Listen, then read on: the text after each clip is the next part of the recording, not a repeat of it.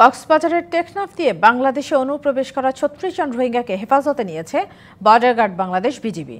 দুপুরে সাবরাং মুন্ডার ডেইল নৌঘাট দিয়ে বাংলাদেশ সীমান্তে আসেন তারা। স্থানীয়রা জানান, মিয়ানমারে চলমান যুদ্ধের কারণে ৫ দিন আগে কাঠের ট্রলারে করে একদল রোহিঙ্গা নিরাপদ আশ্রয়ের খোঁজে বের হন। তবে নৌকাটি মাঝপথে বিকল হলে ৫ দিন ভাসমান অবস্থায় থাকবার পর রবিবার বাংলাদেশি ফিশিং ট্রলারের সহযোগিতায় সাবরাং মুন্ডার ডেইল নৌঘাটে এসে পৌঁছায়। খবর পেয়ে বিজিবি নারী ও শিশু সহ ৩৬ রোহিঙ্গাকে হেফাজতে নেয়। বিজিবি জানিয়েছে, অনুপ্রবেশ করা রোহিঙ্গাদের তাদের নিজ দেশে ফেরত পাঠানো হবে।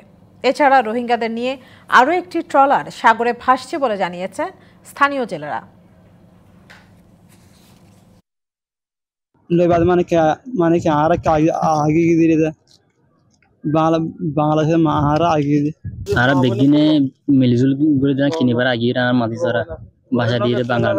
আপাতত এখানে রাখছে, ঊর্ধ্বতন কর্তৃপক্ষ আসবে, ওনারা যেভাবে সিদ্ধান্ত দিবে পরবর্তী সেভাবে পদক্ষেপ নেওয়া হবে।